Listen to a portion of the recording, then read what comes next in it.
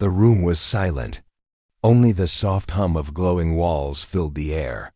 In the center, a cage made of blue energy stood tall. Inside it, a man sat alone. His name was Ethan Cole, a human. One of the last soldiers sent from Earth on a secret mission.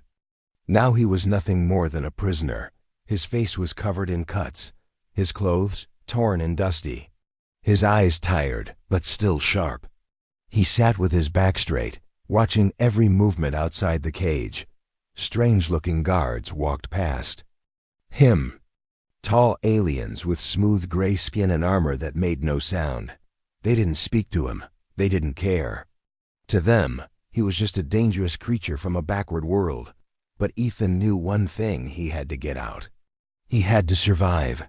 Every day, the same routine. A tray of food would be pushed inside the cage. Lights would dim, then silence again. No words. No questions. Until she came. The first time he saw her, he almost looked away. Just another alien guard, he thought. But then she turned her head, and their eyes met. She was different. Her skin had a soft silver glow, almost like moonlight. Her eyes were violet, deep and calm. She didn't look at him with hate. She looked at him with curiosity. She didn't speak. She just stood there for a few seconds, then walked away. The next day, she returned, and the next. Always silent. Always watching. Ethan started to speak. Just short sentences. Why do you keep coming? No answer. You're not like the others. Still, nothing, but her eyes always met his. She listened, even if she said nothing. One day, when she brought his food, she stayed longer.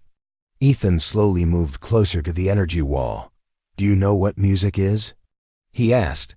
Back on Earth, we used to listen to it when we felt sad or happy. It's a sound that makes feelings stronger. Still silent, but something changed in her face. Her eyes softened, just a little. You probably think we're animals, Ethan said with a small laugh. But we laugh, we dream, we fight for freedom. She turned away, her steps slower this time. Later that night, Ethan looked at the stars from a small window high above his cage. He didn't know which one was Earth. Maybe he'd never see it again. But the thought of that strange, silent guard gave him a strange kind of hope. She was listening. That was something. In her own quarters, Zira sat alone. That was her name. She had been trained to follow orders, to see humans as dangerous enemies. But Ethan didn't look like a monster. He looked tired, lost, and somehow strong. She remembered the way he spoke about music. His voice had no hate in it. Only memories. Only pain. Zira opened a secret drawer and took out a small holochip. It was forbidden to keep Earth objects. But this one was old. It played a piece of Earth music, soft piano notes. She didn't understand the words. But the sound, it stayed in her heart. The next day, she returned to Ethan's cell again. This time she didn't bring food. She brought something else, a small silver disc. She dropped it near the cage without saying anything. Ethan picked it up carefully. It was a translator chip. He had seen them before in alien tech files. He looked up. Why are you helping me? Still no answer. But she didn't walk away. I'm Ethan, he said. What's your name? She hesitated. Then, for the first time, she spoke. Zira. Her voice was calm, almost sad. Ethan smiled a little. Thank you, Zira. That night he didn't feel like a prisoner. For the first time, someone on this strange world saw him as a person. The cold air inside the prison never changed. It always smelled like burnt metal and silence.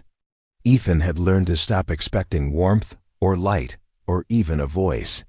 But that morning, if it even was morning, something was different. She came again. Zyra, the alien guard who didn't treat him like an animal.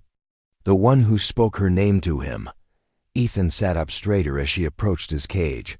There was no tray of food this time. No weapon in her hand. Just that same calm expression and those violet eyes watching him too closely. He didn't speak. Right away, neither did she. The silence between them had become something strange, almost familiar. Then she did something unexpected. She looked around, quickly, to make sure no other guards were near. From the folds of her silver belt, she pulled out a small device. Sleek, round, alien. She pressed it gently against the energy wall of his cage. A low hum echoed, and for a moment the energy shimmered. Ethan flinched. Was it a weapon? But nothing. Hurt. Instead, the air between them felt open. Zira nodded. They can't hear us now, Ethan blinked. The translator chip she gave him had been working, but this was more. A shield against surveillance. She had shut out the ears. Of the prison. He stepped forward slowly. Why? Zira didn't answer right away. She looked away, her jaw tight. Because I'm starting to think we're the ones in the cage, she finally said, her voice soft. Ethan leaned against the energy wall, surprised by her words. He looked at her, not just her silver armor or alien skin, but really looked. You don't have to help me.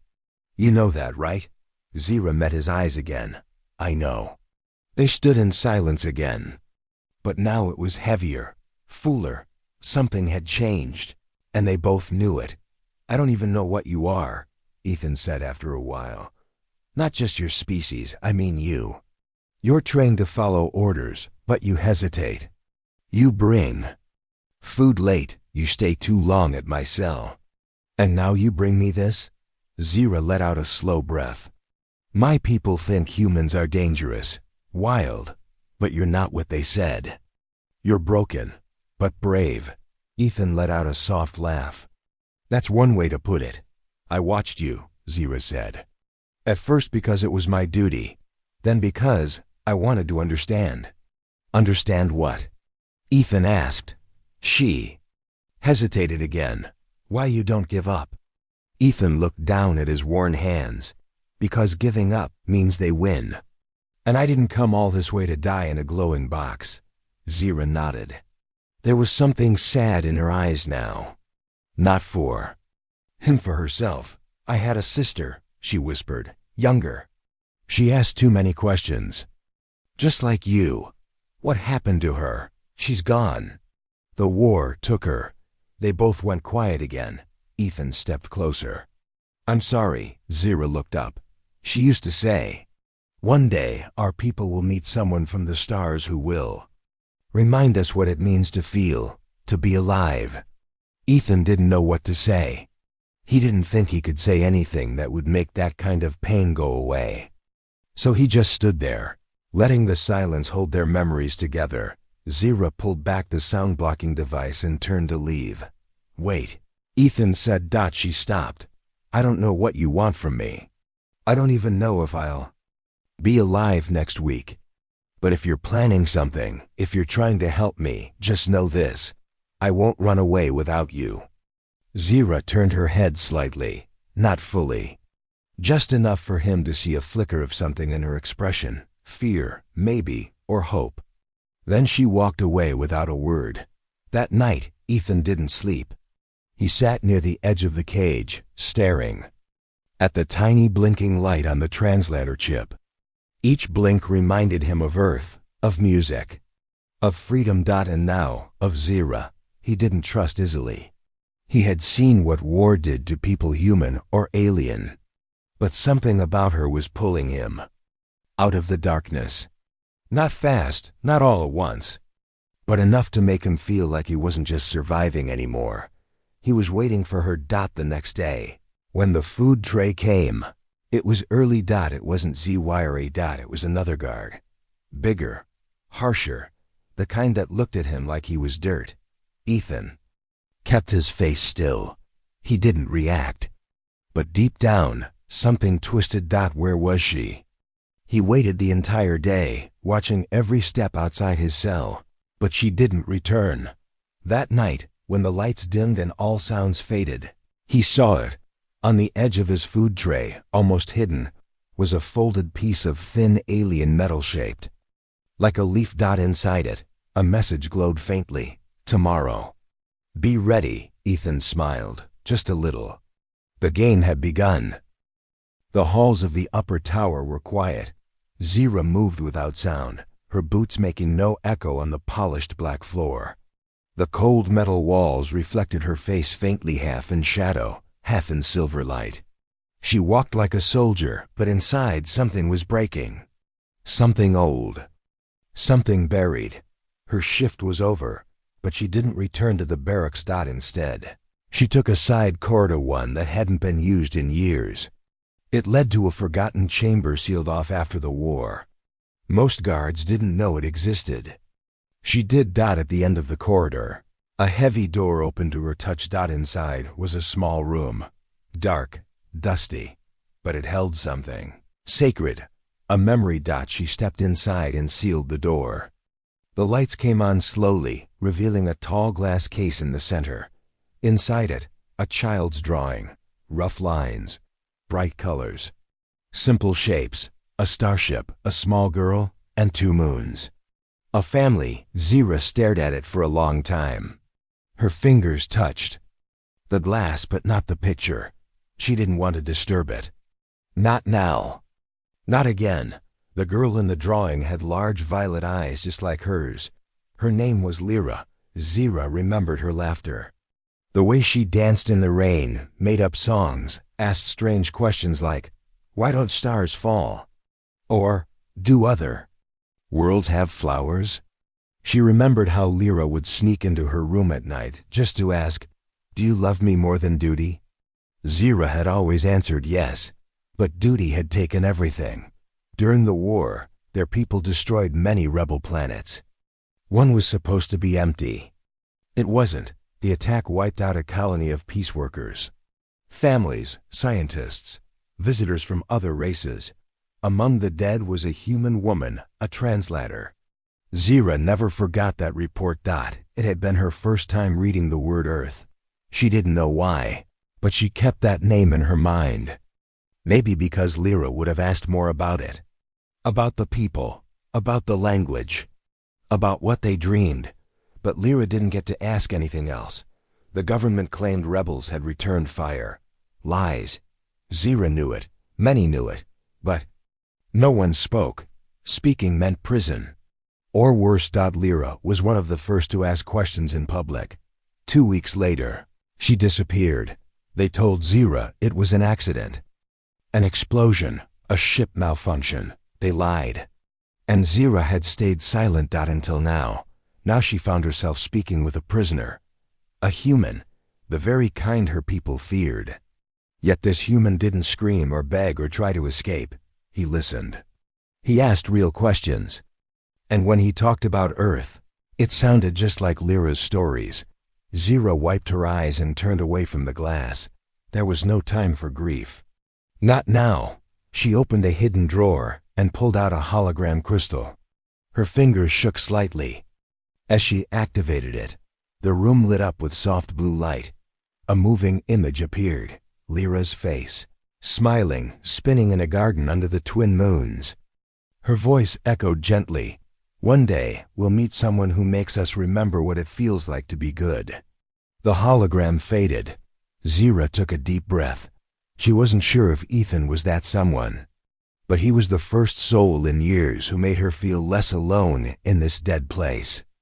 And if there was even a chance to make things right for Lyra, for herself, then she had to try. She placed the crystal back, locked the chamber, and returned to the hallway. Her face blank, her eyes steady. Down below, in the lower cell block, Ethan sat against the glowing cage wall, arms resting on his knees. He hadn't eaten. The food tray was untouched. He kept replaying Zyra's last words in his mind. "Tomorrow, be ready." But what did that mean? Was she planning an escape, a meeting? Or was it all some kind of trick? No, he didn't believe that. Not anymore. She had risked too much already. And if this was a game, it was one they were both. Losing. A sound caught his attention. Footsteps. He stood up quickly and turned. It wasn't Zira. A male guard stopped outside the cage.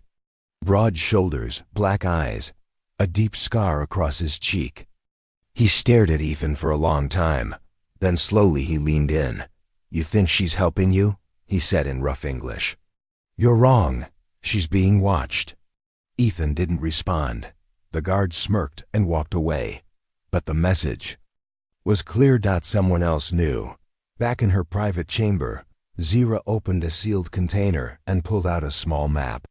It showed the prison's lower levels, waste tunnels, cargo shafts, fuel storage. Places rarely checked. Places someone could vanish through. Her plan was nearly complete, but now it had to move faster. She checked the guard rotations again. She would need to fake a patrol path, redirect 2 watch drones, use her admin clearance to override the gate, and time everything down to the second. She had never done anything like this before. Not for anyone. She looked at Ethan's cell on the security feed. He was pacing, watching, waiting. She touched the screen lightly. "Lyra," she whispered, "if you can hear me, I'm finally doing something right." She closed the screen and stood up. Tomorrow was coming, and it might be the day everything broke, or everything began. The prison lights flickered again. Just for a second. No alarms, no sounds. Just a blink, brief and quiet. Almost like a warning, Ethan noticed. He always noticed. In this place, details were the difference between life and death. He'd learned that early. The guards didn't speak often, but the walls whispered. The lights told stories. The footsteps carried secrets. Today, the pattern had changed. Zira hadn't come in the morning. Instead, the same scar-faced guard appeared again, the one who had spoken yesterday. He said nothing this time. Just left the food, stared too long, then walked away like he knew something.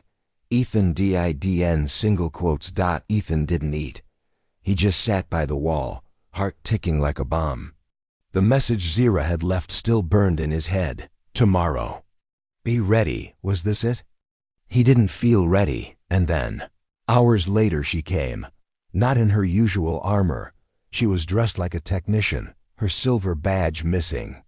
Her long white coat covered her standard uniform, and her eyes flicked left and right before she stepped into the corridor where his cage sat. Ethan stood quickly. Zira didn't speak. She pulled a small device from her coat. This time, it was more advanced, sleeker, with green glowing lines. She pressed it against the wall beside his cage. The energy bars flickered once, then faded, becoming a soft shimmer, still there, but weaker. Not enough to stop someone. "I don't have long," she said. "The patrol drones change routes in 7 minutes. That gives us 4 to talk, 2 to move, and 1 to vanish." Ethan stared at her. "You're serious?" "I have never been more serious," she replied. "This is your window. I won't get another one. I faked a maintenance order for this hallway. I have control of the lower security doors for the next 9 minutes. After that, it's chaos." Ethan looked at her face. No fear, only focus. She had become a different version of herself, sharp, commanding, ready. "What about the other guard?" he asked. "The one watching you? He knows something," she said, "but not enough. And he won't act unless I give him proof. We'll be gone before that." Ethan took a breath. "Okay, what's the plan?" Zira handed him a wrist device, thin and metallic. When he touched it, it latched onto his arm and projected a soft green light over his body. "A cloaking field," she said. "Not perfect, short range, only works in shadow or low light. But it'll help you slip past the corridor cams." She walked him through the steps quickly, her voice fast but steady. "You'll leave the cage when the light above the door blinks twice. That's my signal. Take the left corridor, then down the cargo shaft stairs. Stay behind the columns. I'll meet you at the bottom with a disguise, guard armor. And then we head to the West Bay emergency dock." Ethan's heart thumped. "You have access to a ship?" "No," Zira said. "But I have access to someone who does." Ethan raised an eyebrow. She didn't explain. He didn't push. They didn't need trust anymore. They had something else now, shared risk. I hope you're right about this, he said. Zira stepped back. Her voice dropped. Don't die in there, Ethan. He watched her disappear down the corridor, her coat fluttering behind her like a ghost's cloak. He sat back down in the cage. The bars returned to full power with a low hum. Now all he had to do was wait and pray. Time passed slowly. Every sound made him tense. Every footstep that didn't belong to her made his stomach tighten.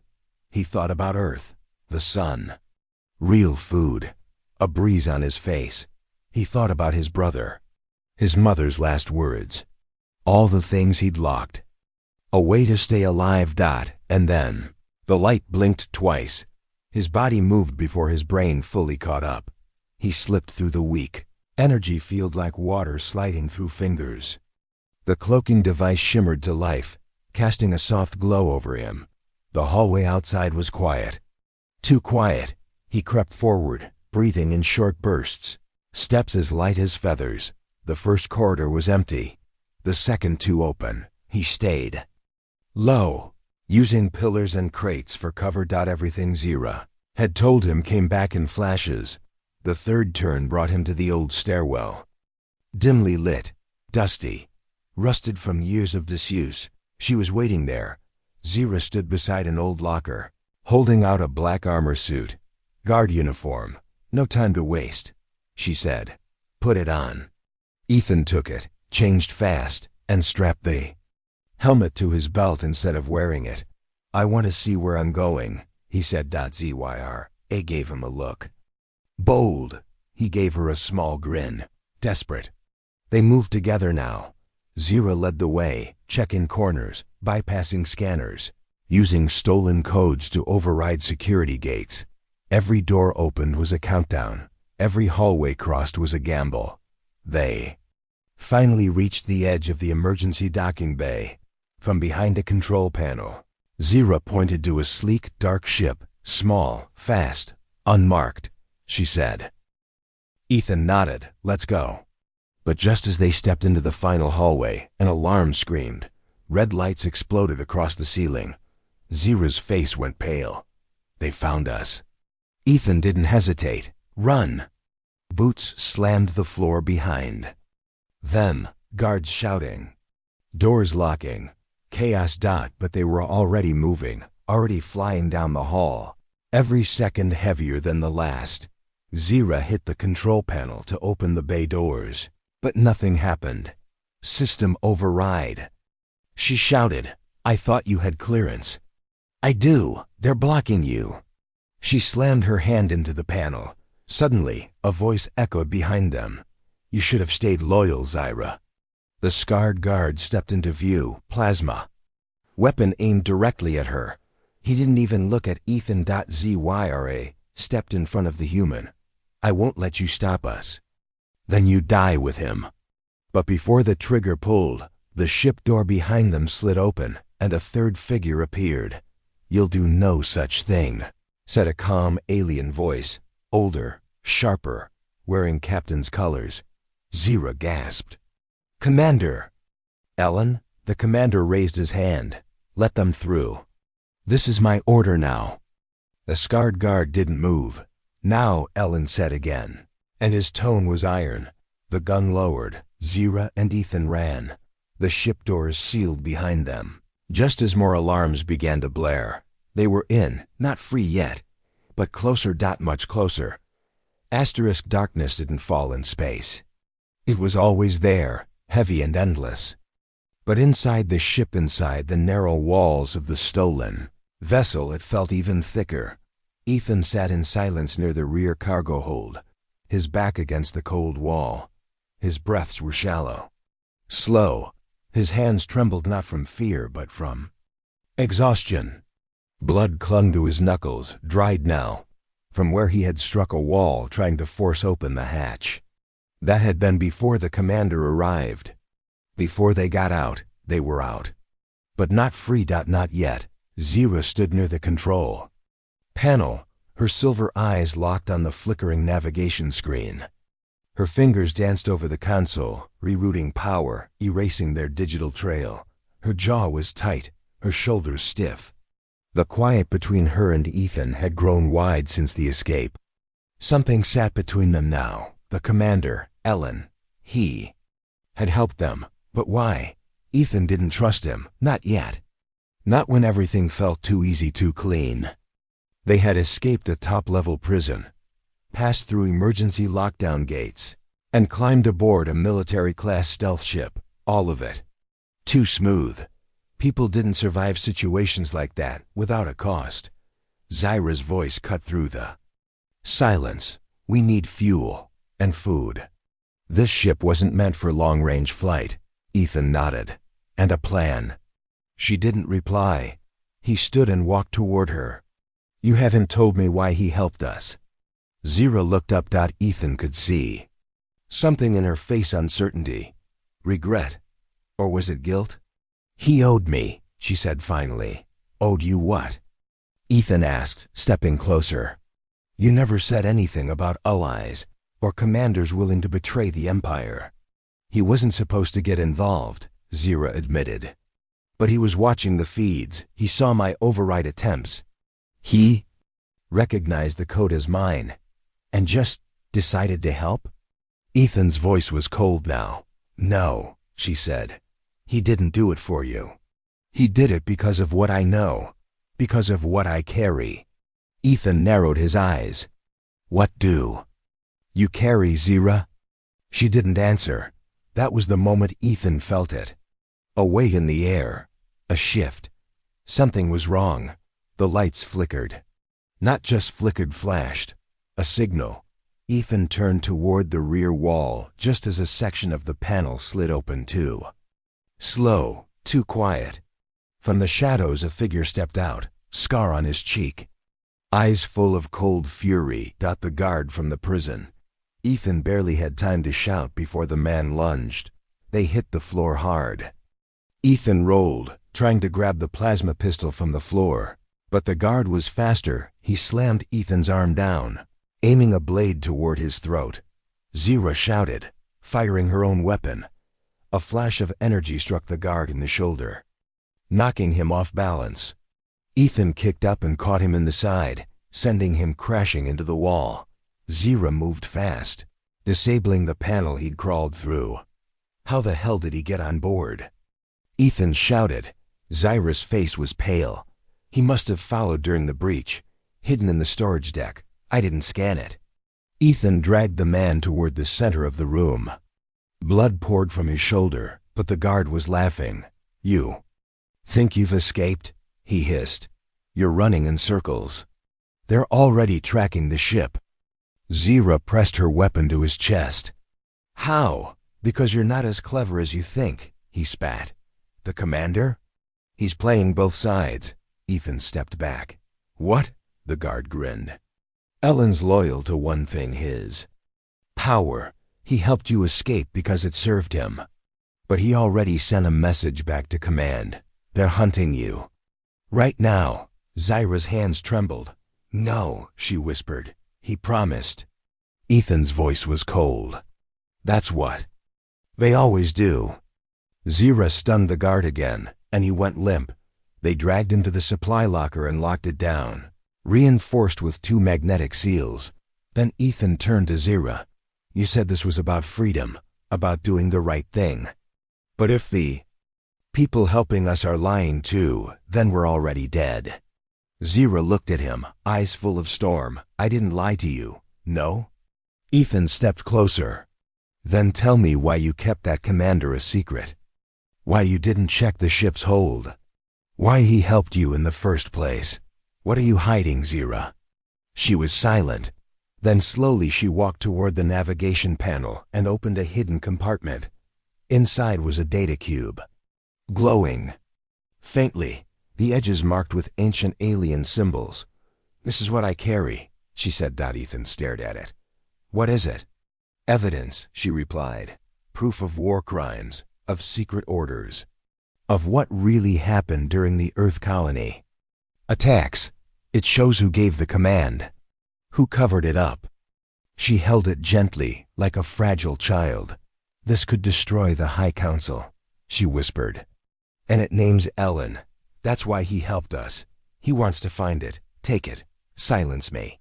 Ethan felt the weight of the room shift again. And, you never thought to tell me? I couldn't, Zira said. I didn't trust you, not fully, not then. And now? She looked at him, really looked. I don't know, but I'm tired of running alone. They stared at each other in the low red light of the emergency panels. Somewhere in the walls, the guard groaned. We have to disappear, Ethan said. Before Ellen tracks us. Before anyone does. Zira nodded. I know a place. An old satellite station, abandoned. If we reach it, we can decode this data and send it to someone who can make it public. Someone you trust? Zira hesitated. I hope so. The ship's engine roared softly as they turned toward deep space. The path ahead black and uncertain, but they were no longer running in the dark. They had truth, and truth was dangerous. Asterisk the stars outside the ship looked calm, peaceful, but inside the vessel, chaos was ticking like a timed explosion. Ethan stood at the edge of the cockpit, eyes fixed on the glowing path of coordinates dancing across the screen. The navigation system was locking onto their destination, an abandoned comm station hidden near the edge of a collapsing asteroid belt. It was old, forgotten, off every official map. Perfect for fugitives, but they were running out of time. Zira's voice came from the lower deck, tight with tension. They found us. Ethan didn't move. How many? She climbed into the cockpit, her steps fast and hard. 3 ships. 1 long-range cruiser, 2 interceptors, all bearing command tags. They want you, Ethan said. They want that data cube. Zira didn't deny it. Her hand hovered over the console. Her knuckles were pale. If they catch us, she said quietly, they won't just kill us. Ethan's eyes met hers. I know. He didn't ask what else they would do. He already knew what his kind had suffered in the hands of her government interrogation, testing, public execution. A message to other races. This is what happens when you question power. Zira looked back at the navigation screen. We're 2 minutes from warp range, but they'll be within firing distance in 30 seconds. Can we outrun them? Ethan asked. Zira shook her head. Not in this class of ship. Not unless we shed weight. He didn't ask what she meant. She didn't have to say it. The extra cargo, the weapons crate, the emergency supply capsule. The unconscious guard still locked in the storage room. All that. Ethan moved without speaking. Together, they opened the lower bay and dumped everything they didn't need. The ship groaned as the artificial gravity adjusted. The engines whined. Louder, lighter now, faster. Zira returned to the cockpit, inputting the last warp coordinates. We need 30 seconds to charge, she said, and full thrusters to clear the gravity pull of the approaching cruiser. Then we give it everything, Ethan replied. The ship jerked as a warning alarm screamed across the panel. A hit. Rear shields just dropped to 73%, Zira said. They're not waiting. Let's return the favor, Ethan growled. He slid into the co-pilot's seat and activated the manual targeting system. The weapon was basic old pulse blasters. Nothing advanced, but he knew how to make every shot count. The first interceptor drew close. Ethan squeezed the trigger. A white-hot stream of light burst from their ship, striking the enemy craft just under its stabilizer. The ship spun, lost balance, and vanished into the belt of rocks. Zira didn't look away. Nice shot. Got lucky. No such thing. The second ship closed in from below, firing short, sharp bursts that rattled the cockpit windows. Alarms blinked red and yellow, a countdown to death. Zira activated a shield surge, draining energy from lighting and ventilation systems. The pulse hit absorbed. They had 10 seconds left before warp. Then they were boarded. The emergency panel lit up with flashing red text. Hull breach. Deck 3. Unsealed airlock. Unauthorized entry detected. Zira cursed under her breath. They must have used a short-range magnetic clamp. Force the airlock. From outside. How many? Ethan asked. 2, maybe 3. Small team. He grabbed the plasma pistol. I'll stop them. No, we go together, Zira said, rising to her feet. This is our ship now. We fight for it. They moved quickly, racing through the narrow halls lit only by red emergency lights. The air was thick with smoke from a damaged vent. As they turned the corner, a figure appeared, armored, faceless, weapon raised. Zira fired first. The guard went down without a sound. Another one came behind, heavier, faster. Ethan tackled him, slamming him into the wall, knocking the weapon loose. They struggled in silence, fists and elbows flying. Ethan felt his ribs crunch under a knee, but he didn't stop. He drove his head into the soldier's mask, cracking it. The guard fell. Ethan winced and grabbed his side. Zira didn't pause. One more. They turned down the corridor and froze. The final attacker had removed their helmet. It wasn't just any soldier. It was Commander Ellen. He stood calm, unharmed, hands lowered. I told you, he said quietly. I helped those who helped me. Zira raised her weapon. I saved you from the prison, he said. I opened the hangar doors. I gave you this ship. And now you're here to take back the data, Zira said, voice shaking. I'm here to protect you from yourself, Ellen replied. You don't understand what you're holding. That cube won't save the galaxy. It will burn it. Ethan stepped forward. You lied. You sold her freedom like a deal behind her back. I gave her a choice, Ellen said. But she's making the wrong one. She's making her own, Ethan said. Ellen's eyes narrowed. Then she'll die with you. He moved fast, faster than either expected, drawing a hidden blade, but Zira was faster. One shot, one perfect shot to the chest. Ellen collapsed without a word. Zira stood over him, her face frozen. I did love you, she whispered. But not more than truth. The ship groaned again. Systems failing. They rushed back to the cockpit. Are we still clear? Ethan shouted. Zira checked the screen. Yes, warp drive is ready. Ethan slid into the seat, blood on his side, chest burning. Zira hit the final command. The stars stretched out, the ship surged forward, and then silence. Warp. They were gone. Asterisk space was quiet again. Not the quiet of fear or hiding, but something deeper, like the pause between two heartbeats. The stars around them were softer now, distant and silent, blinking in the black like watchers. The ship drifted slowly through the edge of a broken sector beyond charted territory, where even patrols didn't bother to search anymore. No pursuit. No alarms. Just a fragile kind of stillness. Inside the ship, the walls hummed gently, alive but calm. The aftershocks of the escape had faded. Wounds were dressed, weapons recharged, systems rebooted, but nothing inside Ethan felt repaired. He stood in the observation bay, staring out through the curved glass panel. A field of shattered moons stretched before him, frozen in time, a graveyard of worlds, beautiful and broken. The scene reminded him of Earth somehow. Of home, not because it looked the same, but because it didn't. He felt far from everything he once knew. Behind him, soft footsteps approached. He didn't turn. Zira stopped beside him and folded her arms. We'll reach the com station in 30 minutes, she said quietly. No signals, no defense grid. But it should still have a working data core. Ethan nodded. It's enough. He didn't say more. Zira didn't either, not for a while.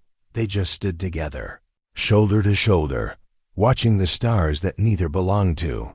Finally, Ethan broke the silence. I never thought I'd make it this far. Zira glanced at him. Escape? He shook his head slowly. Feeling something again, Zira's eyes softened. You haven't said much since Ellen. He was your friend, Ethan said. Maybe more. He was a path, she replied. A safe one, but safety isn't the same as truth. Ethan looked at her for a long time. You shot him. I had to. I know, he said, voice low. That's why I didn't stop you. They stood in silence again. Zero walked forward and sat down on the edge of the window ledge. She held the small glowing cube in her hands, the data they risked everything for. She turned it slowly, watching the light shift along its sides. This could tear down everything, she whispered. My people's lies. The war machine, the fear they built into us. And if it doesn't? Ethan asked. Then at least someone will know the truth, she said. Even if it's just us. The ship's AI chimed softly. Approaching target location, docking in progress. They both stood.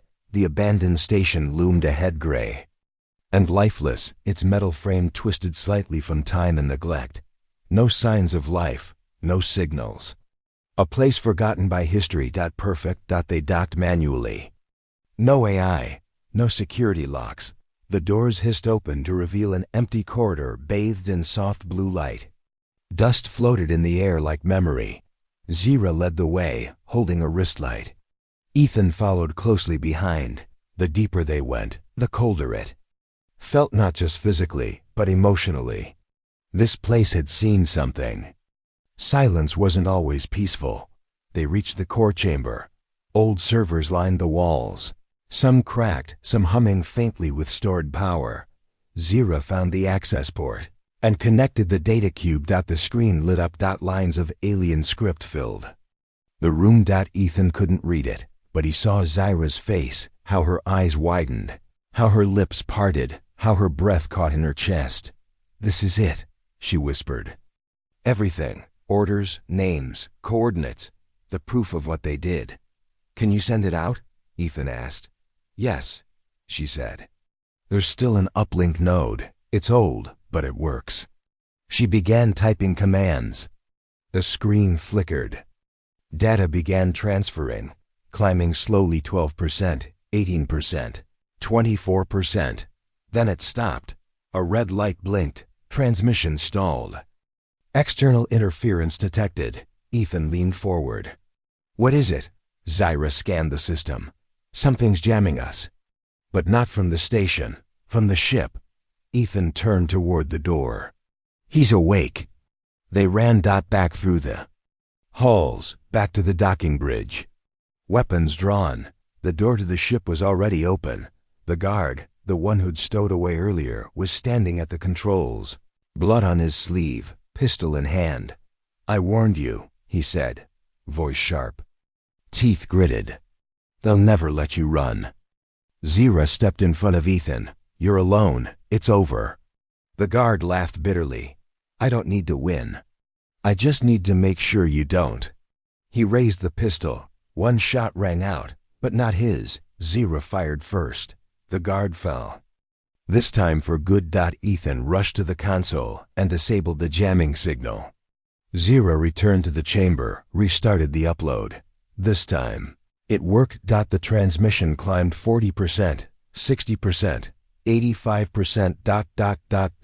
Zyra exhaled, stepping away from the console.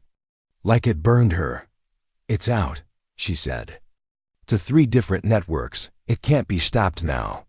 Ethan leaned against the wall. Then it's over. No, she said softly. It's only beginning. They returned to the ship. Inside, the lights dimmed back to soft white. Systems calm. The engines purred gently. Zira stood in the doorway of the cockpit, watching Ethan as he sat in the co-pilot seat, shoulders low, eyes half closed. She spoke carefully. I can drop you near a neutral trade zone. From there, you can find a ship back to Earth space. Ethan opened his eyes. You're not coming with me. Zira looked down. My face is on every broadcast now. I'm not just a traitor, I'm a symbol. If I show up with you, it puts Earth in danger. You'll never be free. Ethan stood, walked toward her, stopped just a foot away. Don't I get a choice? Zira smiled sadly. You always did. He looked at her for a long time, trying to memorize every detail, her eyes, her voice. The way she stood tall, even when she was scared. "If you ever find a place where you're not hunted," he said, "look for me." "I will," she whispered. Then she leaned forward and pressed her forehead to his, a quiet goodbye in her culture. No kiss, no promises. Just presence. Then she turned. Ethan didn't stop her. The ship docked near a floating port. Days later, Ethan stepped out onto unfamiliar ground. Alone, he looked up at the stars, searching for the one carrying her. Zyra. His enemy. His ally. His spark in the dark. Far away, deep in the black, her ship disappeared into the stars. No longer a guard, no longer a soldier, now just a voice with truth. And the will to share it. And maybe, one day, their paths would cross again, not as prisoner and captor, but as survivors, or something more.